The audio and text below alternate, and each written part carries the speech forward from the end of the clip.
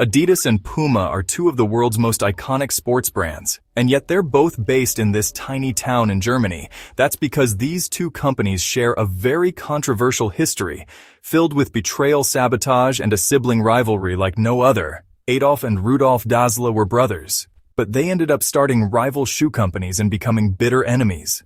The history of Adidas and Puma was like a lifelong chess match where both brothers stopped at nothing to try and destroy the other. Even to this day, their family feud still divides the entire town where they were born, with one half backing Adidas and the other backing Puma. This is a story of lies, secrets, and corruption. It spans 2 world wars and uncovers how the founders joined the Nazi Party and produced weapons for Hitler's army, 2 brothers bound by blood, but driven apart by greed and ambition. This is the insane true story of Adidas and Puma. In 1898, Rudolph Dassler, known as Rudy, was born into a poor family. Just 2 years later, his brother Adolf was born, known as Addy, and it's fair to say it was a difficult childhood for the 2 brothers. They lived in a tiny town in Germany that was known for its shoe-making factories. Their father worked at one of these, but he didn't earn enough money to support the whole family, so their mother ran a laundry business on the side. She would clean people's clothes, and then Rudy and Addy would deliver them all around town, and so they quickly became known as the LA Boys. However, both boys were later drafted into the German army to fight in the First World War, and by the time they returned home, their mother's laundry business had lost every customer. The war had destroyed Germany's economy, and the situation looked bleak. But this time it was Addy who came up with a business idea to try and help his family survive. Addy had always been interested in athletics, and for many years he'd wanted to follow in his father's footsteps as a shoemaker. You see, at the time, people typically didn't have specific shoes for different events, so Addy figured that if he created spike shoes, specifically for running, it would give athletes a huge advantage. And thus Addy decided to turn his mother's laundry shed into a workshop for making his own shoes. There were a few major obstacles in the way. Though Addy didn't have any money or materials, and the war had knocked out the electricity grids of the town, however, that didn't stop him. Instead of buying the materials he needed to make the shoes, Addy spent days scouring old battlefields for whatever materials he could find. He used strips of leather from helmets, string from broken parachutes, and basically anything he could find to make shoes with, to make up for the lack of electricity. Addy got creative. He attached a leather trimmer to a bicycle wheel and got one of his friends the pedal to give him the power he needed. Thanks to Addy's improvisation, he was able to make shoes that were surprisingly durable, and they became popular in his town. He also became obsessed over every detail of the shoes and experimented with all different materials and designs. It was clear his business had potential for expansion, and so Addy's brother Rudy decided to quit his job and come work with Addy. Rudy was much more extroverted and charismatic than his brother, so he would focus on sales. Meanwhile, Addy loved sports and was a perfection with the designs, so he would focus on manufacturing the shoes, and thus, it seemed like together they would make a great team. So in 1924, they officially started the Dassler Brothers Sports Shoe Factory. Of course, nobody could have predicted that this joint venture would tear the family apart and lead to 2 global shoe empires. Rudy pitched Dassler shoes to every sports club he could find in Germany. Sales quickly increased, which allowed the brothers to move out of their family's cramped laundry shed and into a new factory with better equipment and more employees. Now they could make higher quality shoes and also expand into football boots, which was good timing. As football was rapidly growing in popularity across the country, Rudy gave away free pairs to many football clubs, knowing that once they saw the quality, they'd want more. And so business was going well for the brothers. Addy kept improving the quality of his shoes, and Rudy kept selling them out. But then, Hitler rose to power, and nothing would ever be the same. The Nazis began heavily promoting sports and physical fitness as a way to foster the German people's national pride, or prepare them for war. This led to an unprecedented amount of demand for sports shoes, and the Dassler brothers were there to profit from it. Both Addy and Rudy also officially joined the Nazi Party. Some may say this was a necessity at the time if you wanted to run a business in Germany, but there does seem to be evidence that they were both genuine supporters of Hitler. Rudy was actually quite vocal about his strong political opinions in support of the Nazis, and while Addy was less vocal, he was heavily involved in the Hitler Youth. Either way, there's no doubt their sports shoe business massively benefited from the Nazi regime. But their biggest breakthrough of all was in 1936 when Germany hosted the Olympic Games. This was the first ever Olympics to be televised, and so the brothers realized it was a golden marketing opportunity. If they could get Olympic athletes wearing their shoes, it would be the perfect advertisement. And there was one athlete in particular they wanted to wear their shoes. Jesse Owens, an African-American who is one of the most popular athletes in the world. However, sponsoring Jesse Owens was a dangerous move. Hitler saw the Olympics as a way to demonstrate to the world what he believed was the superiority of the German race, and so having a black athlete win would go completely against what Hitler wanted. And thus the Dassler brothers being seen to support Jesse Owens was undoubtedly risky. But Addie was determined to do so, and went to find Jesse Owens at the Olympic Village. After a brief conversation, he showed him his personalized running shoes, and Jesse accepted the gift and agreed to wear the shoes during the Olympics. You see, back then things were different. Athletes were just happy to be gifted great shoes for free and didn't expect any additional compensation for wearing them. Jesse Owens went on to win 4 gold medals at the Berlin Olympic Games, whilst wearing Dassler shoes. Hitler was, of course, furious as this went completely against the propaganda he was trying to push of the Aryan race being supreme, but this was undoubtedly an incredible promotion for the brothers. As the best athlete at the Olympics was wearing their shoes, thanks to this publicity, the brothers soon started to receive orders from all over the world on the surface. Everything looked great for their company. However, behind the scenes, tensions had started to grow between the two brothers, and the aftermath of the Olympics would be the beginning of the end.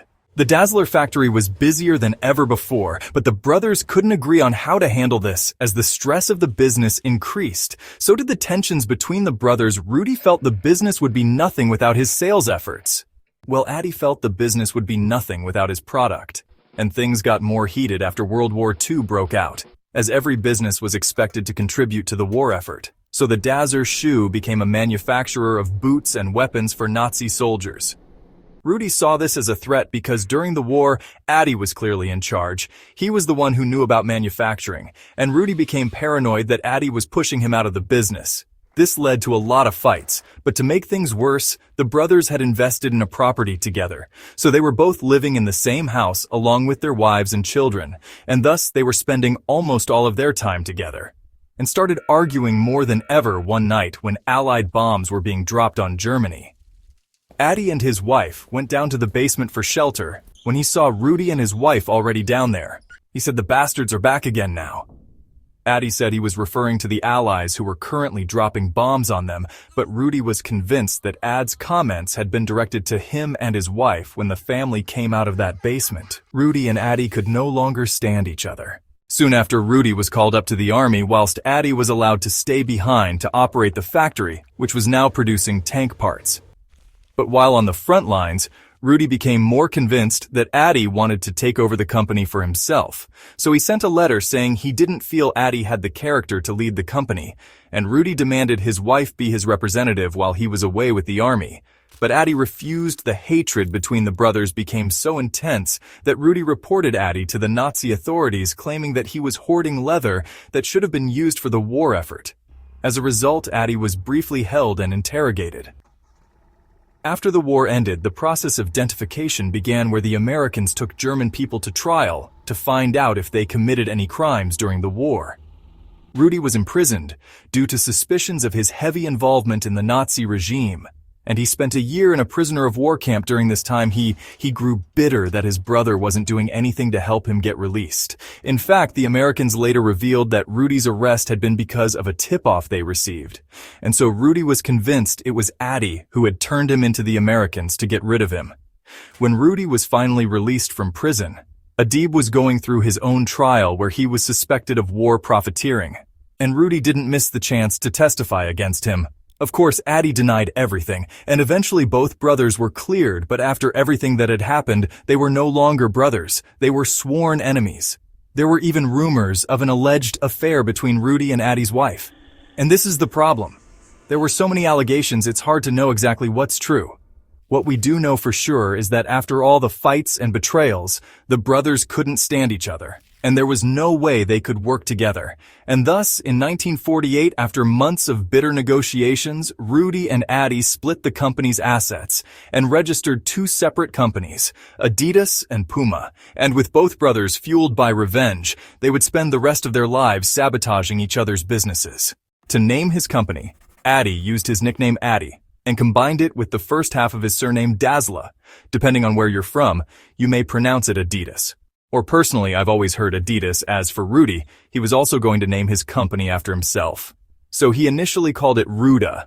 But after a few weeks, he decided to change it to the name we all know, Puma. He thought it sounded better and said athletes wanted to be like a puma again, depending on where you're from. You may say Puma or Puma. Either way, dividing one company into two different companies was a messy process. The employees had to choose which new company to go work for. Most of the technical staff went with Addie, and most of the sales staff went with Rudy. But this had a strange effect on their small hometown. The town where both Addie and Rudy lived was split down the middle by a river. And so once Addie and Rudy split into two separate companies, Adidas was on one side and Puma was on the other. And from that point on, the town was forever divided. Adidas and Puma quickly became the largest employers on their respective sides of the river, and so they developed their own semi-isolated communities. Each side had their own school. So the kids of parents who worked for Adidas went to one school, and kids of parents who worked for Puma went to another. It was also highly frowned upon to date people from the other side of town, and rival gangs even formed based on the shoes. It was practically a crime to be wearing Puma on the Adidas side of town, and vice versa. Eventually, the brothers' hometown became known as the town of bent necks, because people were always looking down to see what shoes people were wearing, so they knew whether to speak to them or not. The only person who didn't pick a side was the mayor who, at official events, wore one shoe from Adidas and one from Puma to ensure both brands were represented at first, though it would have been hard to tell Adidas and Puma shoes apart because they looked pretty much the same. However, one of the techniques Addie used to make running shoes more stable was to add 3 leather stripes on their sides. So in 1949, Addie started painting these leather stripes white, which instantly made his shoe stand out, and people loved the look now that Adidas and Puma shoes looked different. Both Rudy and Addie were determined to become the dominant sports shoe manufacturer in Germany, and a huge opportunity was approaching. Germany was getting ready for their first World Cup since the war. Rudy personally knew the national team's coach, and so he tried to strike a deal with him to ensure the German team wore Puma boots during the World Cup. However, they couldn't agree on payment terms. Rudy was convinced the manager would back down eventually, but this completely backfired as the manager struck a deal with Addie instead, and so the German team wore Adidas shoes at first, though the German team seemed to be having a tough time, and so expectations were low, but then to everyone's surprise, they somehow made it all the way to the final. This would surely be where their luck would end though, as they were playing Hungary, who hadn't lost a match in 4 years right before the game began. Though it started to rain, and that was excellent news. You see, the boots Addie had custom designed for the German players could be adjusted by screwing in studs at the bottom. He called these boots adjustable cleats, and they gave Germany's players a much better grip when the grass was wet. Still, the finals started out badly for Germany, as they were 2 goals down. But as the pitch got muddier and muddier, Hungary's players started slipping while Germany's players were running around perfectly well thanks to their adjustable cleats. Soon enough, Germany scored a first goal, then a second, and in the final minutes of the game they took the lead. It was an extremely unlikely victory for West Germany, which fans described as a miracle. For the first time since the war, the people of Germany had something to feel proud of. It was one of the country's most uplifting cultural moments, and since the team had won wearing Adidas shoes, it turned Addie into a sort of national hero. Adidas had a massive explosion of demand. Meanwhile, Rudy was devastated that he'd missed a golden opportunity to promote his company. Tensions increased further 2 years later during the Melbourne Olympics.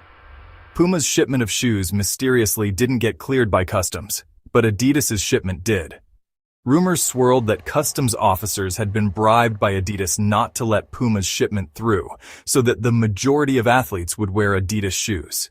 Instead, Rudy was furious that Adidas was getting the spotlight, and over the next few years, Adidas and Puma would try to outdo each other at every opportunity. Rudy and Addie's revenge-driven feud led them to aggressively expand their businesses. Both companies started selling their shoes abroad, and then they also started selling other products like shorts, socks, and sneakers. Whatever one company did, so did the other. And with both companies expanding rapidly, the two brothers enlisted their sons to help them. So Addie's son, named H, started making decisions for Adidas, and Rudy's son, named Armin, started making decisions for Puma. With a new generation of Dasslers, you may think the family drama would have cooled down, but instead it was the opposite. Very soon, the sons would have their own reasons to hate each other. Do you want to create videos like this? If so, you're going to want to know about today's sponsor, Storyblocks. I've been using Storyblocks for years now, as they have over 1 million video clips, templates, songs, sound effects, and more. So let's say you want to create a smoke effect. Well, you just type smoke in their search box and instantly get different clips and templates to choose from. Then, let's say you want some dark music. You can just filter their songs by mood and download the perfect track. And because all Storyblocks downloads are 100% royalty-free, you don't have to worry about copyright claims or getting demonetized. But here's why I really love Storyblocks. Normally with stock footage, you have to pay for every single clip, but with a Storyblocks subscription, you can get unlimited downloads at no extra cost. So it's much more affordable for creators, and it makes it way faster to create great videos, as everything you need is all in one place. So to get started with unlimited stock media downloads at one set price, head to storyblocks.com, sell 'em magnates, or click the link in the description. Both companies became involved in a sponsorship race to make deals with the best athletes. They would spend huge amounts of money whining and dining the biggest stars to try and get them to wear their shoes. However, this soon got out of hand. For the 1968 Olympics, H and Armin had wasted endless amounts of money by getting into bidding wars against each other to sponsor certain athletes. This massively drove up their costs and decimated their profits. So before the 197 World Cup in Mexico, they made a secret pact. You see, at the time there was one athlete who they were both dying to sign: Pelé.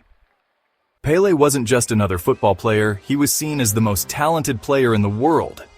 Since he was world famous, signing Pelé would have been a game changer for either Adidas or Puma. But H and Armin knew that if either of them tried, the other would just make a better offer, and they would keep outbidding each other until they burned all their cash. So an agreement was made that neither Adidas nor Puma would sponsor Pelé. He was strictly off limits. So you can imagine the shock and rage from the Adidas team when they turned on the World Cup quarterfinals to see Pelé wearing a pair of Puma shoes. As the teams got into position for the opening whistle, every camera was pointed at Pelé, and right before the game began, Pelé asked the referee to stop for a moment. He then knelt down and tied his shoelaces. For those few seconds, Puma dominated millions of television screens all across the world.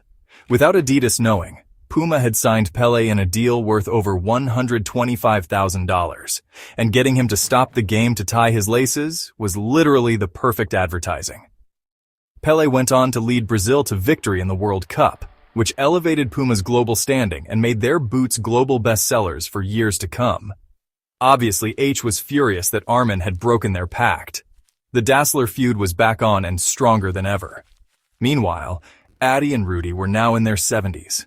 They still hadn't spoken in many years and continued to hate each other. In fact, even when Rudy was dying of lung cancer, Addie refused to see him or even go to his funeral. Addie himself died a few years later. Both brothers are buried in their town's graveyard, but at opposite ends, so even in death, they still remain divided. Hey legends, it's John here, creator of Magnates Media. Just wanted to quickly share some exciting news with you. So for those who don't know, Magnates Media is not some big company. I literally started this channel by myself from my bedroom making terrible videos. I couldn't even afford a tripod, so I had a camera on some books, which is why the angle was a bit slanted.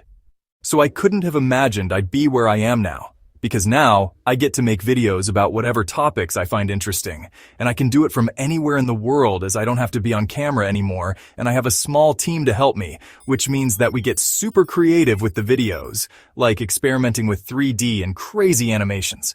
It's like running your own mini film studio where you can make whatever you want. However, the problem is it took me years to figure all this out. Like how the algorithm works, how to hire the right people, how to get big sponsors and make more money. All this stuff that creators never publicly talk about. So that's why I spent months and months putting everything I've learned into a simple system that anyone else can follow. For example, if you wanted to run your own channel about true crime, history, tech, finance, sports, whatever it is you're interested in, you can just follow this system I've created. I literally show you everything you need to make a full-time income from YouTube and all the behind-the-scenes secrets of how I make the videos and how I grew the channel from 0 to over 1.6 million subscribers. And when you sign up, you'll also get access to a community of other creators. Like we already have successful channels who've gone through the program who you can connect with. Plus, I'm in the community myself answering questions. So you can literally ask me anything you want so you never feel stuck. Honestly, this is the system I wish I had had when I started out, as it would have saved me years of expensive and time-consuming mistakes. So, if you've ever wanted to grow your own YouTube channel, this system is perfect for you. Just click the link in the description below to claim one of the remaining spaces, or go to magnet.med system and I'll chat with you inside the community in just a minute. Both Adidas and Puma had lost their founders, and without them, their sons H and Armin had a tough time taking the lead. Under Horst's leadership, Adidas focused so much on sponsorship deals and outspending Puma that they spent almost all of their money and completely forgot about what their customers actually cared about. Meanwhile, Puma, under Armin's leadership, focused solely on expanding to Adidas's scale, which didn't happen, and their product quality suffered because of it. The late 70s and early 80s were a terrible time for both companies, and by 1989 they were nearing the edge of bankruptcy, so they both sold out to private investors. Now Adidas and Puma were someone else's problem, but reviving them wouldn't be easy. Adidas and Puma had been so focused on outdoing each other that by the 90s, Nike had beaten both of them and become the undisputed leader of the sports industry. However, in 1993, Robert Louis Dreyfus, a Swiss billionaire known for brand turnarounds, bought Adidas. He wanted to position Adidas as the sports brand for serious athletes, but also make it cool again. So he focused on creating innovative new products like the Predator boots, and partnering with star athletes like David Beckham, Kobe Bryant, and Andre Agassi. By 2006, Adidas was already on much better footing, so Louis Dreyfus bought Reebok for $3.8 billion. And in 2013 they partnered with Kanye West to create Yeezys, which became a billion-dollar brand by itself. So thanks to Louis Dreyfus, Adidas was able to fight back against Nike, and now it was bigger than ever. As for Puma, it was bought in 1993 by a young German executive called Jochen Zeitz, and he took a very different approach. Puma was smaller than Adidas, so once Zeitz ensured they were making quality products again, he entered niche markets like Formula One. He then scored deals with high-profile athletes like Usain Bolt, but most crucially of all, Zeitz turned Puma into more than just a sports company by working with bold designers like Alexander McQueen, and even bringing on Rihanna as their creative director. He positioned Puma as an edgy, rebellious player in fashion as a whole. Thanks to Zeitz, Puma had reclaimed billion-dollar brand status by the mid-2000s, and now it's the world's third-largest sports apparel company, only behind Adidas and Nike. Adidas and Puma are not family-run businesses anymore, so in 2009 they finally put an end to the Dassler feud by hosting a friendly football match in Addy and Rudy's hometown. Employees from both Adidas and Puma played together on mixed teams, and the two CEOs even played on the same team as a show of solidarity.